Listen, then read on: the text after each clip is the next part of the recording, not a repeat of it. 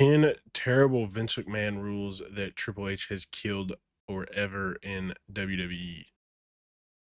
I'm actually really curious about what those rules could be because I know Vince had some weird rules.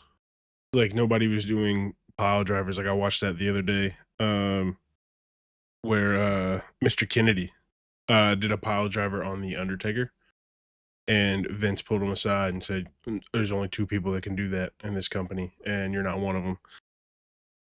So I'm interested to see. Let's get into it.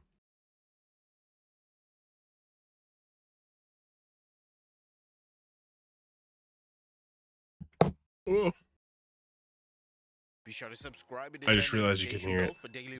Let me I did not want to start it do over. this. I'm trying to do what's right for the business. 10 Vince McMahon things that Triple H killed off in WWE. Be sure to subscribe and hit that notification bell for daily wrestling videos and follow us on Facebook for exclusive lists. Also check out our new videos on WrestleMania XL. Number 10, making legends feel inferior. Now, whilst Vince McMahon often Interesting. liked to use legends on WWE programming, with WWE hosting nights such as Legends Night and McMahon even putting legends in featured programs, it was a common consensus that McMahon didn't give them the respect that they deserved backstage. Thankfully, under Triple H's leadership, this has vastly changed. The legends I feel like you can definitely tell. I didn't realize backstage it was such a problem, but you can definitely tell in who's coming back and who's, been on TV and even just who's been in the crowd ever since Triple H took over. It feels like a renaissance of older talent coming back just to, spend some time with the company and with the wrestlers and maybe relive a couple glory days. As you would see it with Vince, but it didn't feel like they wanted to be there, if that makes sense. when they visit WWE are treated with respect and love, and Triple H insists that the As it modern should roster be. acknowledge the work of the stars of yesteryear.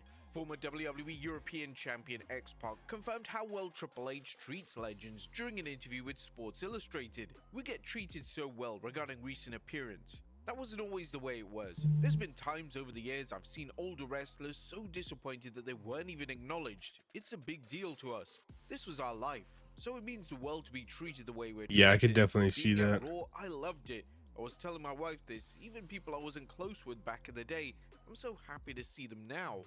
Now, the game has even gone out of his way to make amends with former enemies such as Scott Steiner and CM Punk, and it's clear that Triple H believes that no bridge is truly burnt when it comes to WWE. Number 9. I feel like that's very true. And we saw that even as recent as the Royal Rumble.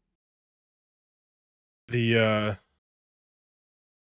with the Nikki Bella. The Bella twins left on horrible terms under the Vince McMahon administration, right? The Bella twins were on bad, bad, bad terms.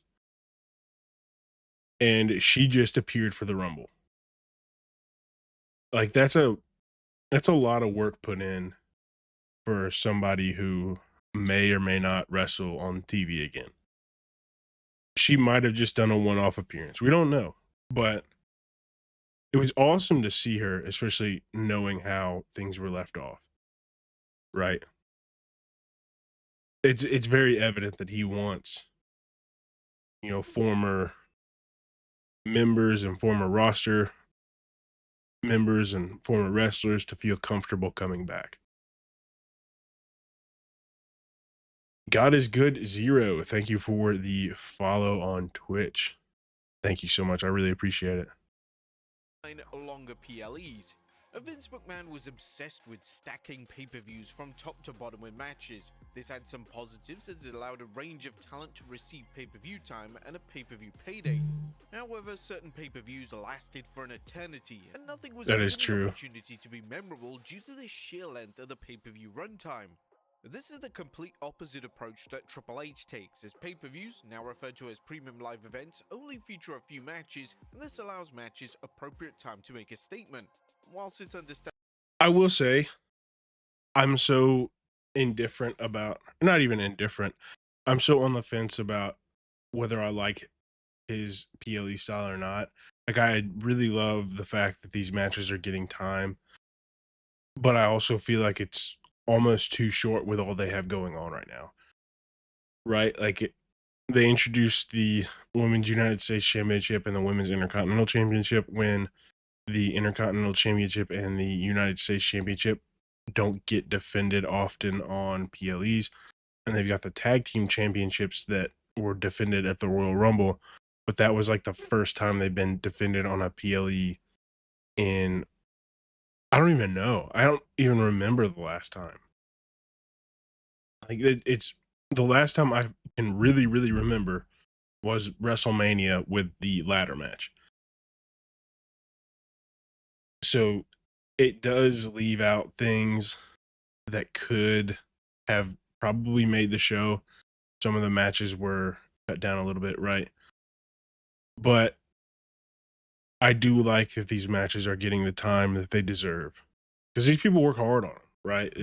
They work really hard. They're putting their bodies on the line for our entertainment, and they deserve the time of day for us to watch it and for them to have the adequate amount of time to get what they need to get done, right? So it makes a lot of sense to shorten it and lengthen the matches, but I do feel like we're missing things in these PLEs. And I think one of the things that has kind of mitigated that a little bit is Saturday Night Main Event. You were able to put some of these matches that wouldn't fit on the Rumble for sure on Saturday Night Main Event. And when we start seeing the 2-day PLEs with SummerSlam and the Rumble, and I think they have one more that's supposed to be moving to 2-day events. So we'll be able to see more of that on there, which will be nice. But Saturday Night Main Event right now is playing a huge role in offloading some matches that should be PLE matches and making them and giving them their own time, right? But yeah, I think he's done a good job with the PLE so far, but I just do wish we were getting a few more championship fights on them, right? Understandable why the game likes this formula. It hasn't been perfect and has received some criticism. Triple H rarely deviates away from this model, and this means that certain matches that should take place on a PLE match card end up taking place on Raw and Smackdown. Additionally, titles such as the tag titles have just become... One other note that I'd like to make about this, because I think something that we're forgetting about some of these things, like obviously Raw and SmackDown need good matches and good feuds to carry the shows week to week before the PLEs. And so some of these things, like the Punk and Seth feud, can be moved to Raw if they know it's going to last a while, right? They can throw it on a Raw and just kind of have a one-off match, and then they still bicker and fight with each other backstage, and then build for a bigger moment. If that makes sense, right? afterthoughts, as they haven't even been defended on a single... Especially since they've had trouble this is due to the limited match cards in the past of keeping people watching the show. Breaking records left, right, and center, it's unlikely that this is going to change anytime soon. And the only events that the game will break away from this booking pattern will be WrestleMania events, as well as other 2-night PLEs such as the upcoming SummerSlam show. Number 8, the 24/7 title. The 24/7 title was introduced in 2019. Hot take, I didn't hate the 24/7 title. And it was designed to bring some raw excitement to Monday nights. Even though the title has had some fun segments and moments over the years, WWE eventually lost interest, and it was reported that the infamous title was never mentioned in creative meetings. One of Triple H's first acts as head of WWE Creative was to retire the title immediately, as hilariously Nikki Cross would attempt to dump the title in a trash can, which was certainly symbolic, as it was Triple H basically telling the audience what he really thought of the title, even though she missed the pin completely. Number 7, scripting the commentary team. That's so funny. McMahon loved to micromanage his announce team. It was common knowledge that McMahon directed traffic through a headset, and he was even said to scream down the headset whenever a commentator said something he didn't like. This style of management was very hard on commentators, and it led to numerous names quitting the position over the years. Yet Michael Cole continued on and did his best under extreme difficult working conditions. Yeah, I feel like if you try to micromanage people who are watching the show and supposed to be reacting to it live, you lose some of the authenticity of the show, right? If you're saying, "Hey, you can't say that,"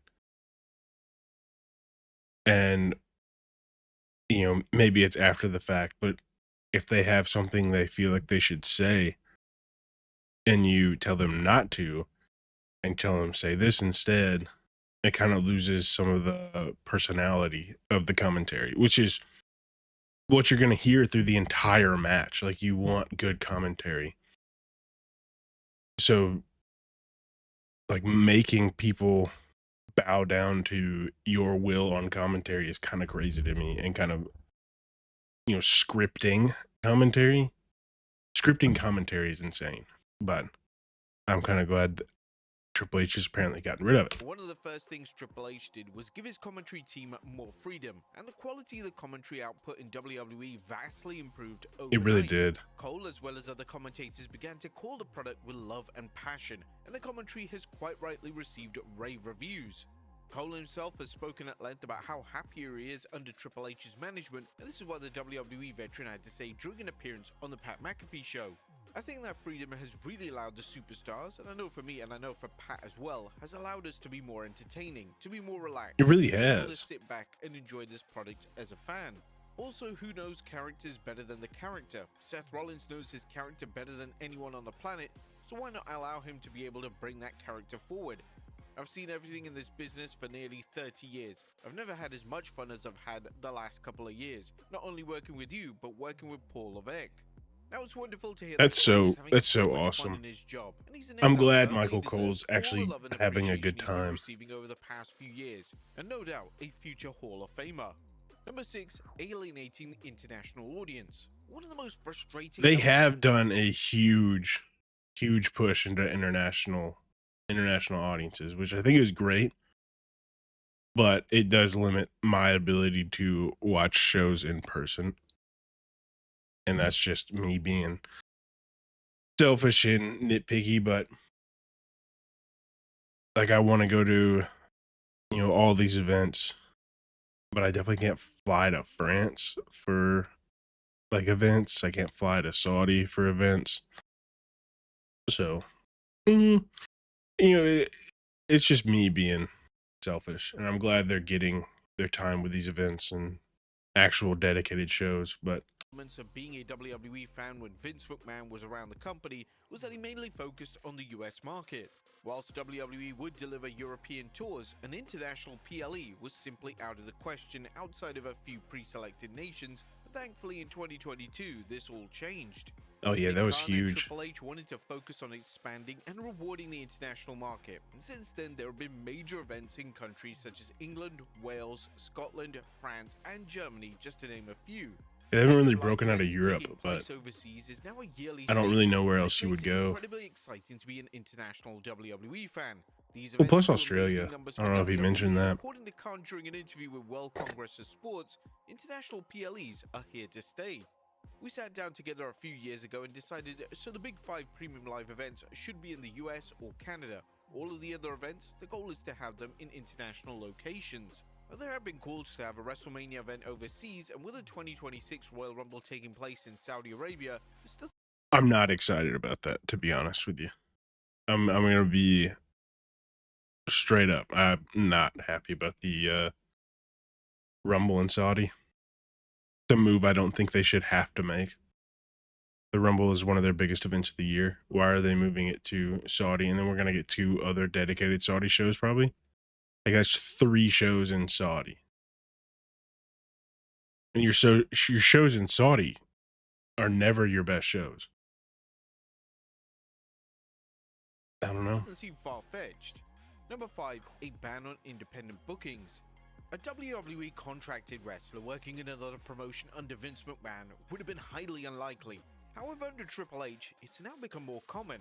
Triple H allows his talent to work dates outside of WWE under certain circumstances, and due to Triple H working with promotions such as I Noah do and love even this. TNA, This has been my favorite thing of the Triple H era, is the working with other promotions. Because I think working with other promotions only brings positives to the wrestling world, right? The biggest company in the world wants to work with these smaller promotions because they have some incredible talent.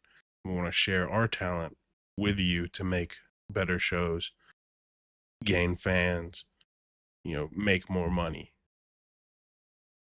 I think it's a great thing. Like the TNA partnership has been amazing.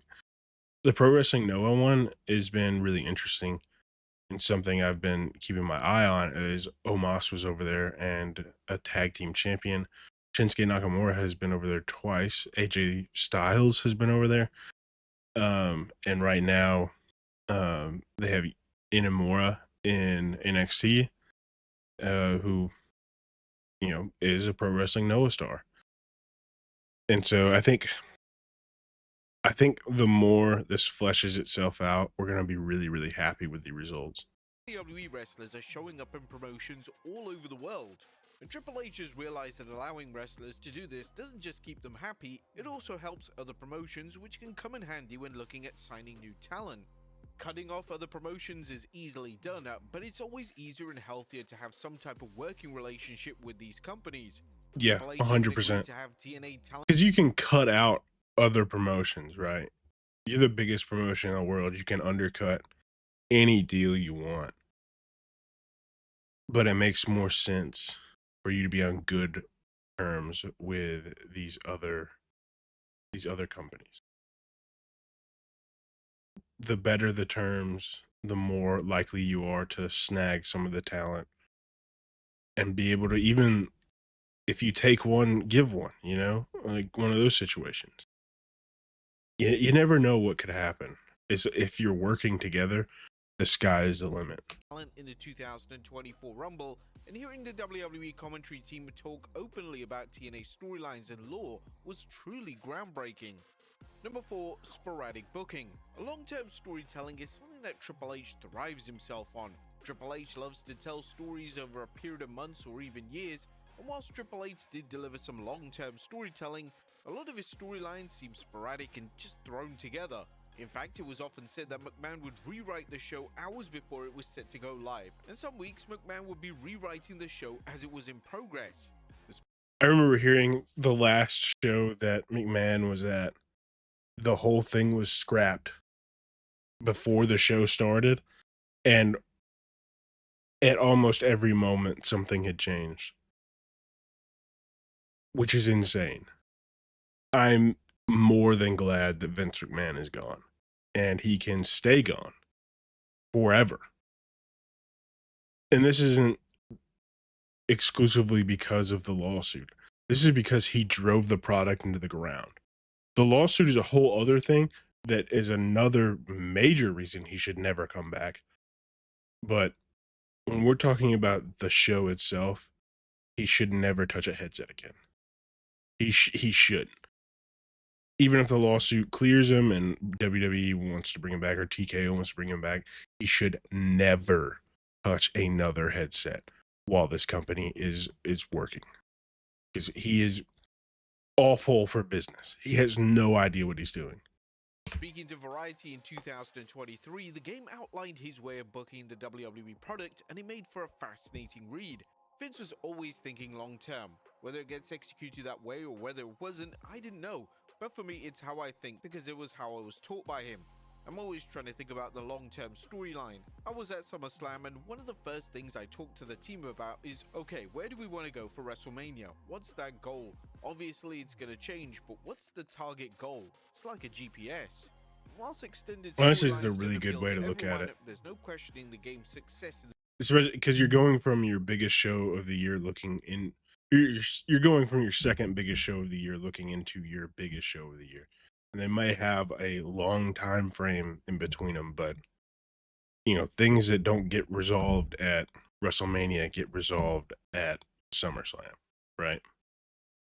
And so looking at SummerSlam and saying, all right, where are we going from here to WrestleMania is incredible long-term booking, but I think it's the probably the best thing to do as an outsider, as a fan.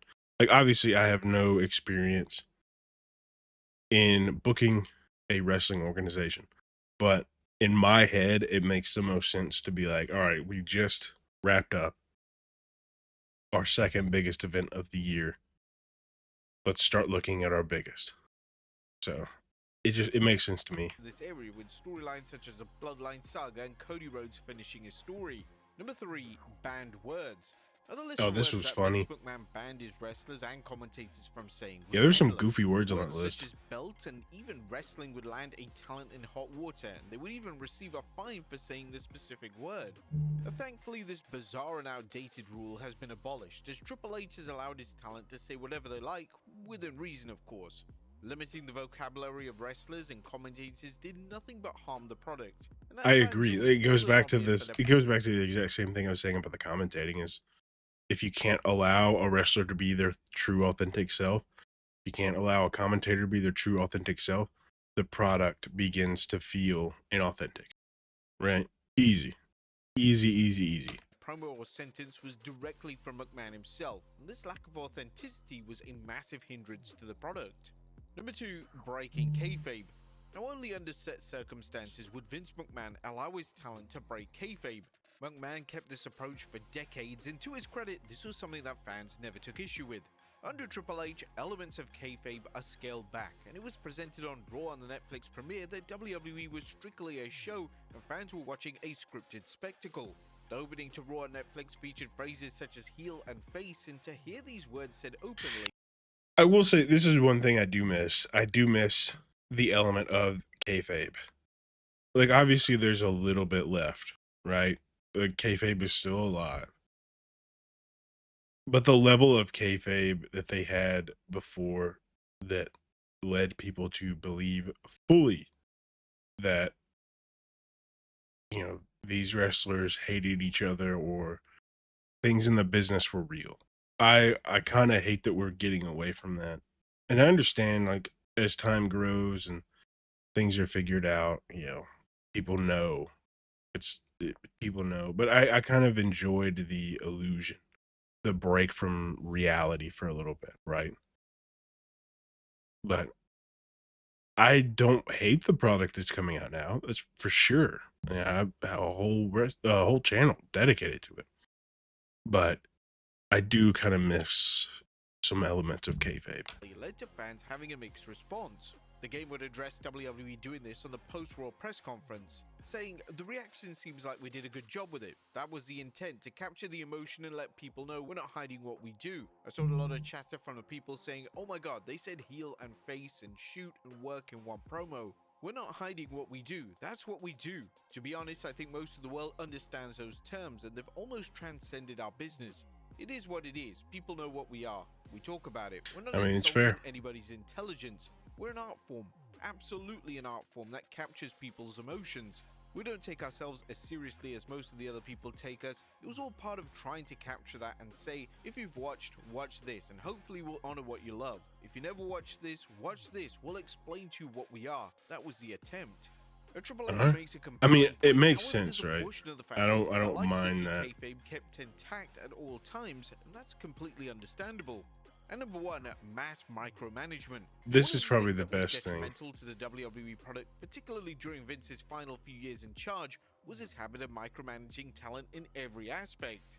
Whether it be promos or matches, McMahon took ownership of every aspect, and all areas of WWE programming suffered as a result. Virtually every promo, unless you were named such as Cena, was scripted, and wrestlers weren't allowed to deviate in any way from the scripted material. And this is why promos often felt completely flat, as it was being written by a 70-year-old man Right. who was definitely out of touch with the 100%. outside world. Triple H realized 100%. this 100%. Like, the promos we're getting nowadays are 20 million times better than the promos that we were getting back then when Vince was in charge and he was scripting everything. You give him a couple points and say, hey, this is what you got to hit, and then make it up from there. And usually you end up with gold, right? You end up with raw, unfiltered emotion. And that's what people want. That's what people want to see, is true emotion. early on during his takeover at WWE that talent needed to be given freedom, and that the micromanagement style needed to be abolished in favor of a sportive, cooperative environment. Talent were given freedom to get over, and there's not been a better example of this than Drew McIntyre. McIntyre's promo work since Triple H took over has been world class, and the man himself discussed Really every has. topic during an appearance on the Masked Man show. The creative environment with WWE, Triple H kind of leading the charge. This is freedom that feels like I've never felt before. To truly go all the way now, and you can see so many different people, guys and girls across the board finding themselves. And we got so many superstars now. The show doesn't revolve around the same 2 or 3 people.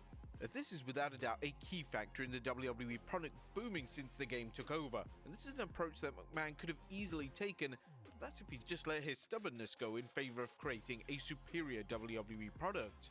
But I agree. 10 Vince McMahon things that Triple H has killed off in WWE.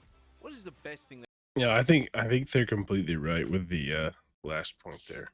I think allowing people to be their most authentic selves in an entertainment business is the best possible thing to happen, right? Because if they're not playing a character, right, they may be playing a character because, you know, these people might not be using their own names. Like CM Punk is not using his real name. Let's be honest. It's sort of a character, but he's allowed to show his emotion through his words as CM Punk, his emotions as Phil through CM Punk.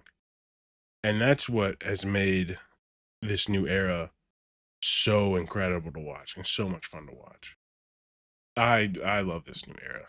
I think it's great. Great video from WrestleMania. I always mess that up. WrestleMania. Give it a like. If you haven't subbed, I'm surprised you haven't. 2.13 million subs is insane. But yeah, they do a really good job. I like their videos a lot. But yeah, you know, if you go over there and comment, you came from my video, let them know. So